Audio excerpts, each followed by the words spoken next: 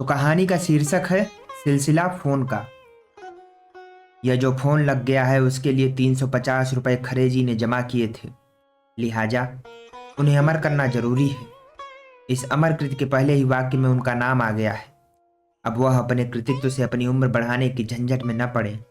उनका काम मैंने कर दिया है। 30वीं शताब्दी के लगभग कोई शोध छात्र पैदा होगा जो विभाग के अध्यक्ष को अपने गांव का शुद्ध घी खिलाकर और उनकी पत्नी को बच्चे के गुच्छे समेत प्रदर्शनों में झूला झुलाकर ज्ञान की साधना करेगा।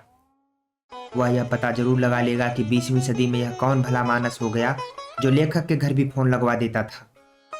जो नहीं है उसे खोज लेना शोधकर्ता का काम है। काम जिस तरह होना चाहिए उस तरह न होने देना विशेषज्ञ का काम है। जिस बीमारी से आदमी मर रहा है उससे उसे न मरने देकर दूसरी बीमारी से मार डालना डॉक्टर का काम है। अगर जनता सही रास्ते पर जा रही है तो उसे गलत रास्ते पर ले जाना नेता का काम है। ऐसा पढ़ाना कि छात्र बाजार में सबसे अच्छे नोट्स की खोज में समर्थ हो जाए प्रोफेसर का काम है। खैर, जिसका जो काम है वह जाने। मेरा काम है अमर करना और ऑल इंडिया करना। ऑल इंडिया कर देने का रेट 100 रुपये है। 100 रुपये लेकर मैं ऐसा लेख लिखता हूँ जो छपते ही मर जाए। मेरे दाता का नाम सारे देश में फैल जाता है पर अमर नहीं होता। लेख की क्वालिटी ही ऐसी होती है कि वह छपते ही मर जाता है। एक साहब से मैंने 100 रुपये लिए थे। इतनी उम्र हो गई पर किसी का पैसा वापस करने का गंदा विचार मेरे मन में कभी नहीं आया। पर सभी का मन तो मेरे जैसा निर्मल नहीं होता है। उन सज्जन के मन में पैसे संबंधी गंदा विचार था। मैं हूं साहित्यकार और साहित्यकार का धर्म है मनुष्य के मन को निर्मल करना। मैं धर्म से गिर जाता अगर वह बर्दाश्त करता कि एक भले मानस के मन में 100 रुपये पड़े पड़े सड़ा करे। मैंने एक लेख में उनका नाम उल्लेख कर दिया। उनके पास बंबई और दिल्ली से दोस्तों की चिट्ठियां आ गईं कि तुम्हारा नाम पढ़ लिया। इससे उनका मन मेरी तरह निर्मल हो गया। सड़े रुपए निकल गए। मेरा धर्म निभ गया। साहित्य का ठीक ढंग से उपयोग किया जाए तो समाज को बड़े फायदे होते हैं। छोटे शहरों के अखबारों में शादी, संतान और फोन के समाचार छपते हैं। छोटे शहरों के अखबारों में शादी, संतान और फोन के समाचार छपते हैं। इधर एक अखबार में शादी के समाचार चिरजीवह जोरी जुरे शीर्षक के नीचे छपते हैं। बिहारी का वह दोहा यह है, चिरजीवह जोरी जुरे क्यों न स्नेह गंभीर, को घटिए वृषभानुजा वे हलधर के वीर। मेरे इस फोन का समाचार छपा था।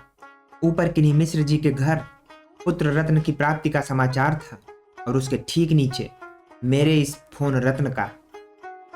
जब मिसेज मिश्र को पुत्र की प्रसव पीड़ा हो रही थी तब मैं फोन की प्रसव पीड़ा भोग रहा था।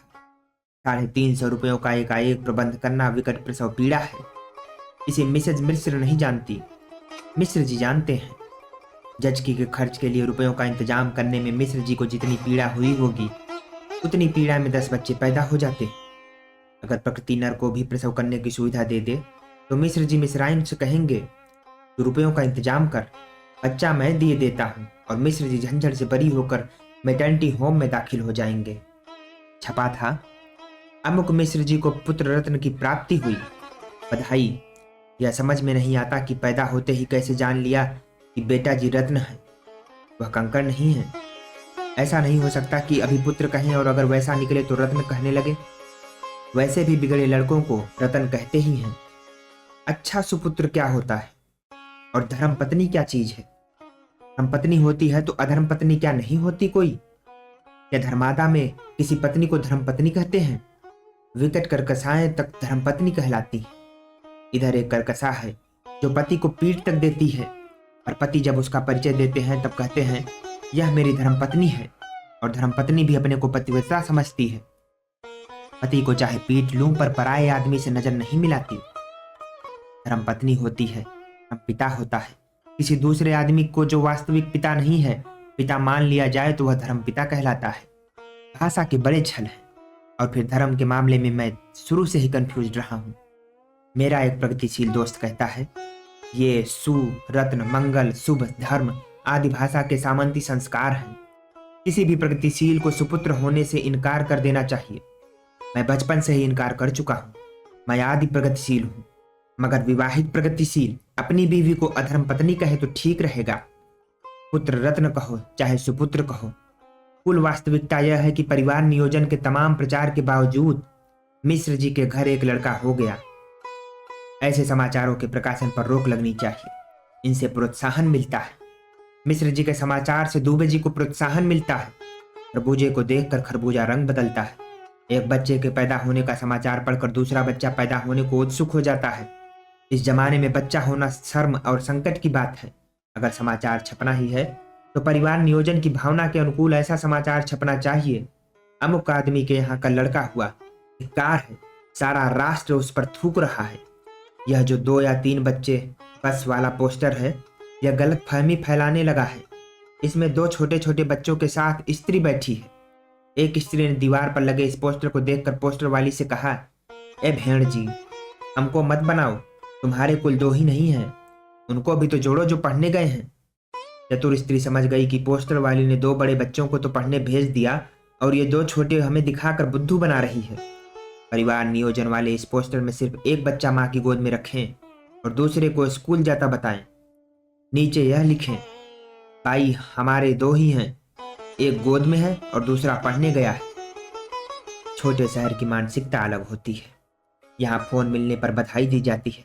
मैं जो फोन की बात कर रहा हूँ तो मुझे अपने एक मित्र की याद आ रही है जो मुझे प्रोविंशियल कहता है। दिल्ली में कुछ साल पहले हम 1 साल ठहरे थे। मैंने सुबह समय जानने के लिए 174 नंबर डायल किया। बड़ा सुरीला संगीत में नारी कंठ बोला, टाइम इज 10 hours 5 minutes। मैं उद्वेलित हो गया। इतनी मीठी आवाज में आजकल कौन समय बताता है। मैंने कह दिया थैंक यू।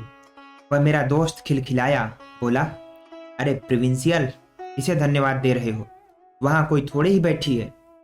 मुझे कतई विश्वास नहीं हुआ कि यह सुरीली आवाज किसी यंत्र की करामात हो सकती है।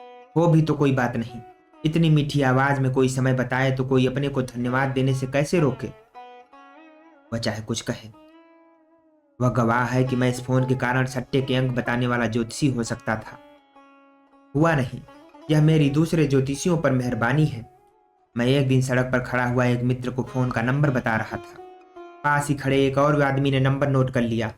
मैं समझा कि खुफिया विभाग का होगा। दूसरे दिन वह मकान का पता लगाते हुए आ गया।